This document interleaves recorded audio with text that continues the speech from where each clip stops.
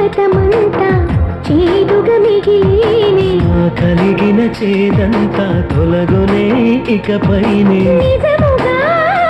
చేది జరుగునా నిజమే నిజమే నీ ఆశ తీరునే అడిగా బ్రహ్మని నిమ్మని నా తోడుగా నిన్నటి నిదురలోని కలలలోనా అటులే కమ్మనువా కమ్మని తన మాటలే రుజువై నిన్ను నేను కలుపుతున్నా నూరేళ్ళు నిన్ను విడనని,